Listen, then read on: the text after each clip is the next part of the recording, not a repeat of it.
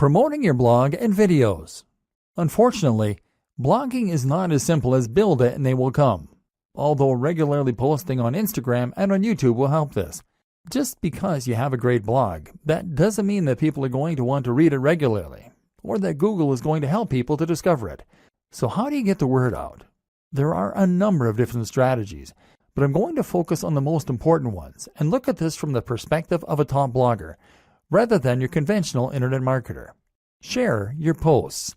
Actually, the most important thing you can do to start building an audience for your blog post is to share those blog posts.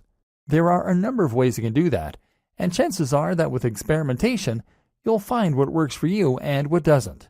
A great option for many people is Reddit.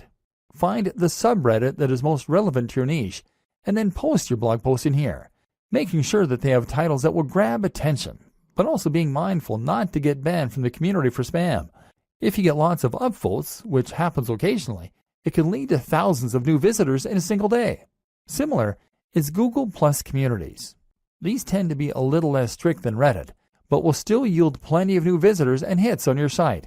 What's more is that plus ones are a good metric for boosting your SEO. Digg is another good site, as is StumbleUpon.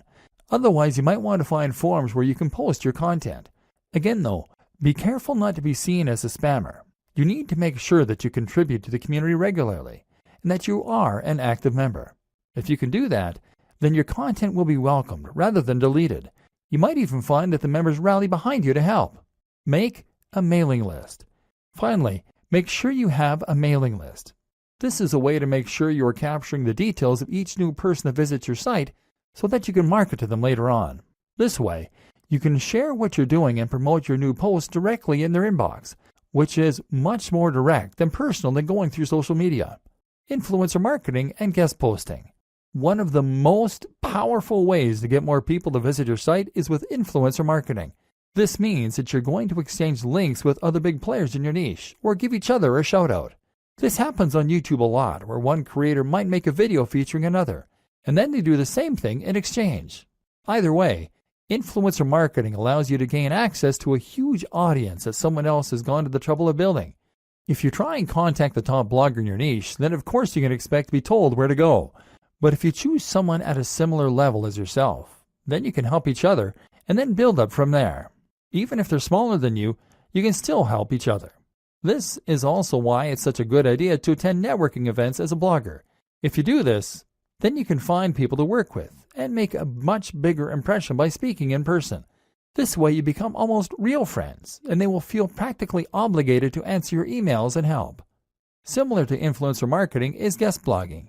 Here, you simply create a free guest post to give to another blog, and the only proviso is that they have to include a link back to your site, often with a short bio if they publish it.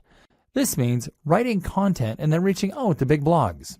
Again, start a little smaller and work your way up, and don't be afraid to ask. If you're passionate about what you do, then you'll be surprised how often you get a good response. Again though, this is why it's so important that you know and love your topic, and that your site looks professional.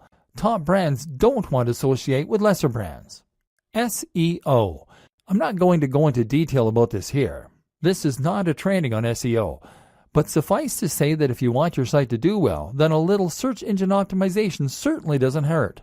Spend some time learning the basics of SEO, and make sure that your on-page content is up to scratch.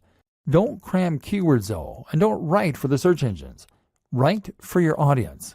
And just make sure that you are naturally using related language, and ideally, the occasional synonym or keyword. It doesn't hurt to do some basic research about what kinds of things people are searching for in the niche either. Make sure your pages load quickly and are responsive for mobile too. The plugins and theme section of this training should have helped with that. The most important part of SEO is to have a diverse and organic looking backlinks profile, and to get links from the biggest sites you can. Ideally, you want links from sites that Google trusts, and you can see this by looking at which sites Google features in its news section. If you can't get links from them, then get links from people that they have linked to. Think of this like a game of degrees of separation. Combine this with links that you acquire from people who want to share your content because it is of such high quality. This is why it's so important to write for people and not bots. Nothing beats real links from real people. One last tip. One last tip when it comes to marketing is to look after your fans.